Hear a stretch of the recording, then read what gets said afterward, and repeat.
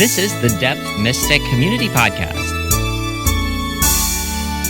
a weekly podcast demonstrating the attempts of Jungian depth mystic Zach Tolan to join society. Episode 56. Now, if that's true, if all this is one person's attempt to integrate with society, what are we talking about?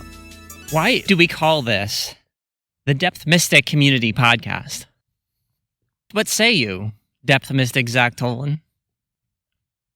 Well, we were so far outside society, and we still are outside the society despite a year's worth of weekly podcasts, that I didn't think we could even start if we didn't sort of declare, whether it was true or false, that there was a community surrounding what we're doing.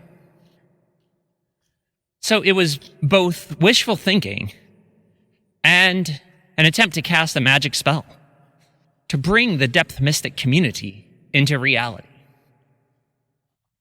And I guess it's not totally successful. Well, no. Again, we're just so far outside of society that we can't assume every spell we attempt to cast will succeed. So I guess it's just you and me and promotional manager Zach Tolan, who are official members of the Depth Mystic community, at least the ones we have access to.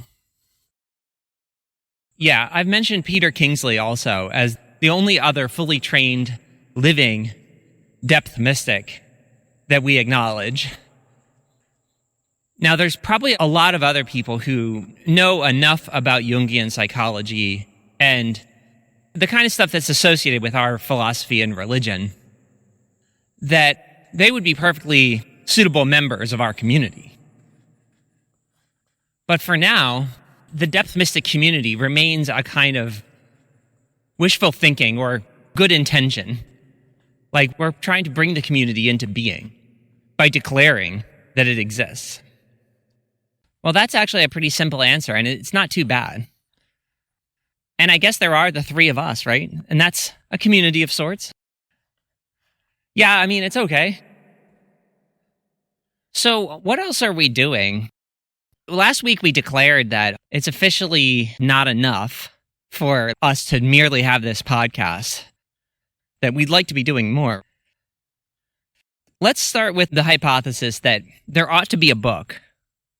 With somebody like us, there should be a book that those rare people who still read books could turn to should they want to get the bigger picture of who we are and what we're trying to do. What's the current status of the idea that there ought to be a book? As you know, as we said last week, we started a Substack, which is a writer's social media platform. And hypothetically, we could start writing our book on there, publish it periodically. But we encountered a more fundamental problem, which is that whenever we try to write, we seem to not know what we're doing. We don't have the focus, the clarity, the force of will to actually, just write any book. We're still not strong enough to do that. So we floated the idea of starting a live stream, thinking maybe that will somehow miraculously make us capable of writing a book if we live stream the writing of the book. But we haven't started it. You were talking about live streaming last week, but we didn't even start it? Well, I can only start it when the energy wants me to start it. Again, if I could start a live stream successfully according to a plan, I could write a book. I could just go straight to writing the book. I wouldn't need a live stream. The idea behind a live stream is that there's something about being live that we're hoping will magically enhance our powers. That sounds kind of like a long shot, though. Yeah, that's why I'm hesitating to begin. Like, I've got everything set up for the most part. It's just, I realize that if we tried live streaming and we're not able to focus on any of the things we think we should focus on, then we're out of ideas. I guess you don't want to just start it and then it fail because you don't have anything else to do if it does. Exactly. And I'm hoping there'll be like a moment. At some point, there will be a moment when it's go time. And I realize I can't put it off any longer. It's make or break. It's time to see if it's going to work, even knowing that if it doesn't work, we don't have any other ideas. Yeah, there's an unfortunate kind of ambiance going on here. It's like we don't know how to know for sure what we ought to be doing in the world, either to advance our cause as a depth mystic, or what we ought to be doing in the world just as a regular person, just trying to live a life. What is a Jungian depth mystic supposed to do, generally speaking? I guess they're supposed to be like a Jungian analyst or an author or maybe an artist. I mean, a depth mystic isn't a job. What about a spiritual teacher? Yeah, I just wish we knew. That's the issue. We have a weakness in our yang. In my form of Taoism, yang is the knowledge of what to do. It's the ideas about what ought to be. And we clearly are suffering from weak yang. So when you have weak yang, how do you overcome it? Don't know. If I did know, we probably would have tried to overcome it by that means. So we're a little bit stuck. And in such a situation, you certainly have to put one foot in front of the other. If your life force, your will to live is strong enough, then you keep going, even if you don't know what you're doing. And we still have the life force that's strong enough to want to keep going. But we still don't have enough clarity in terms of what we think we ought to do. Let's try to cover the possibilities. Because there are some forms of spiritual enlightenment that don't care like about your actual condition in the world. The idea is once you achieve the necessary enlightenment, any condition in the world is somehow made better because your consciousness is clear. What do you think of that? That's kind of like a Buddhist way of thinking. I think if your consciousness is clear, then it should lead to some form of action. You should have some kind of yang, some kind of idea about what someone in your situation would do in your situation if you were enlightened. And so I don't want to settle like some spiritual teachers for just kind of a special insight or something that allows you to not care how things are. I mean, I don't think my current situation is necessarily good enough, although my body does sometimes think my situation is good enough. What do you mean? What do you mean your body?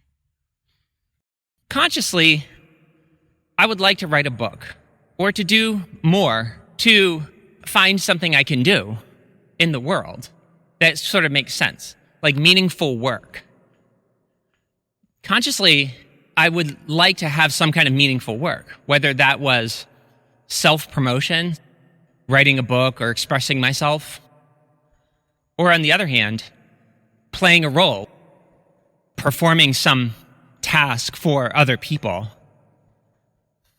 But I want to respect those people.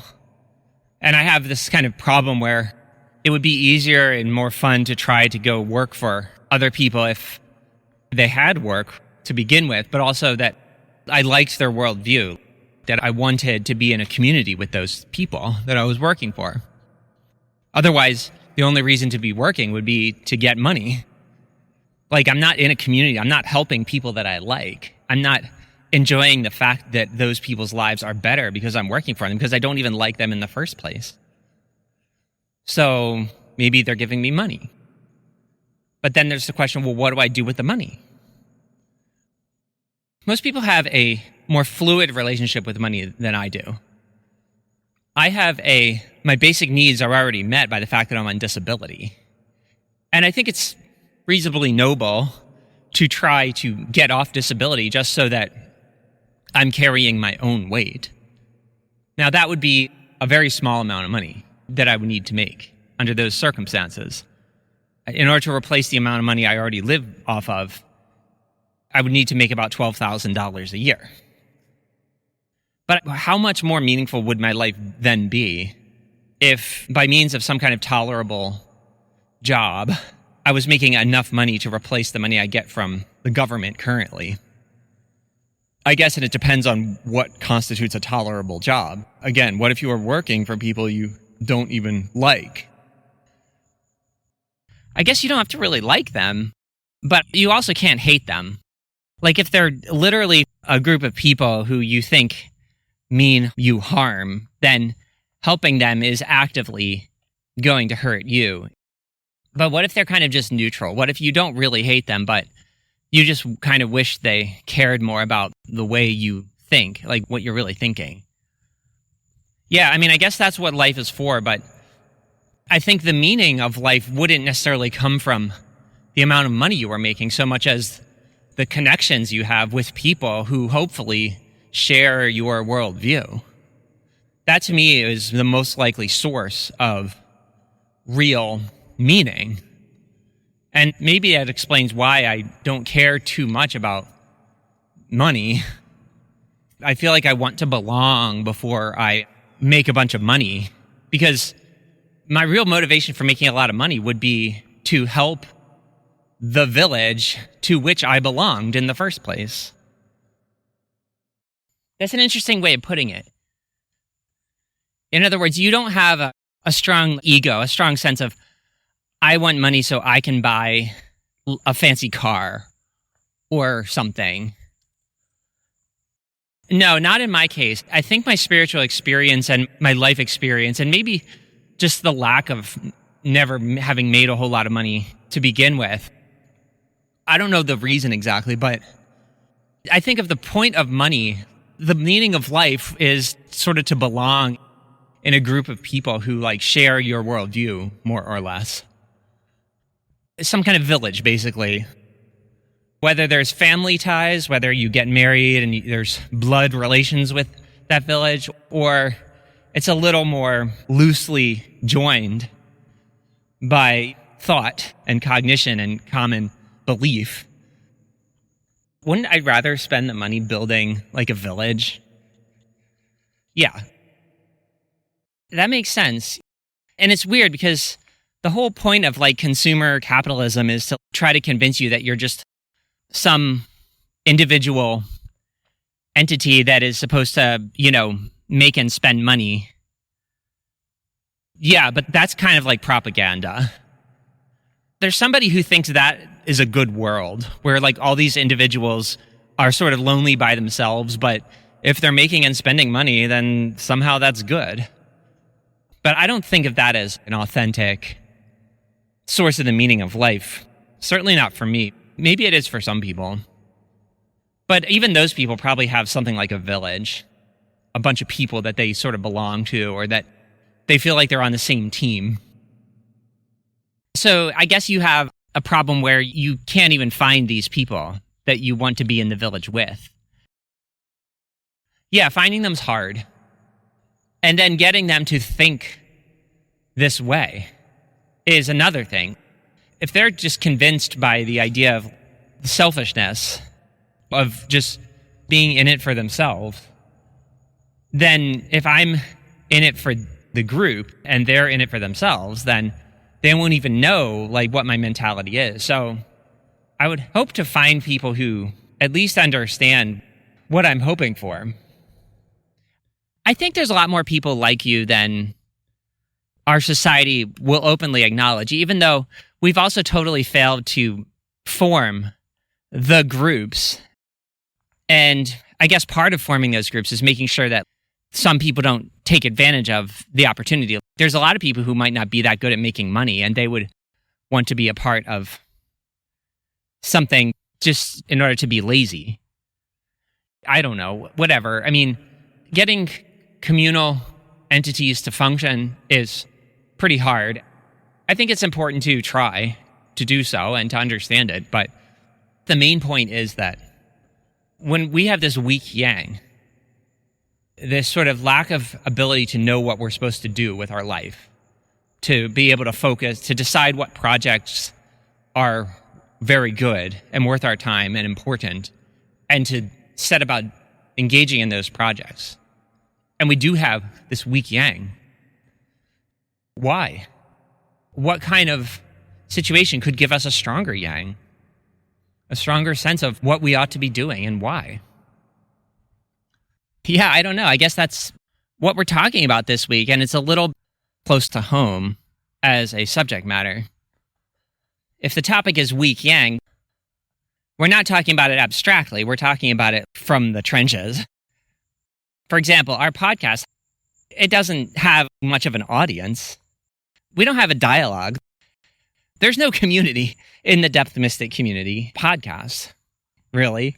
There's no dialogue with other people who might generate some kind of sense of who we were doing all of this for. Were you saying that it was like a chicken and egg problem? I guess so, yeah. I mean, when you have a community, then you can work hard for that community. And then when you work hard, it builds things that would attract people to the community that built those things. And what we're doing is we're a one-man show or a one-man army. We are the entirety of our community for the time being. And we are trying to build the things that would attract other people to it. But it's hard to build those things. And we're trying to wrestle with this disease or whatever, this weak yang. Let's go back to the book, the writing of the book. You agree there should be a book for like the Zach Tolan world. Like Zach's world, there should be a book that people can read if they want to learn about Zach's world, right? We kind of agree that there ought to be a book. Yeah, I agree there's a book. Like a book is the kind of thing that gives people the sense of significance and gravitas, and it takes the time to explain the ideas in detail. And we think that if we're actually building a project, like some kind of community, we're trying to build the community that we want to belong to and other people to engage with, that a book would be a really good thing for everyone to have available, to refer to when trying to understand the big picture. But we've failed, haven't we? When we try to write the book, it's not working. Exactly. So we're trying to sort of medically diagnose this condition we have, this weak yang. We might have some conscious ideas about what we think ought to happen and how it ought to flow, but subconsciously, we don't have the ability to execute. With the podcast, we don't have weak yang. It's still alive. And it is a demonstration of the fact that we're not altogether unable to bring together the mind in order to do things. It's just when we're going beyond the podcast, we might have to do something different. Okay, so where do we go from here? I guess we'll leave it there.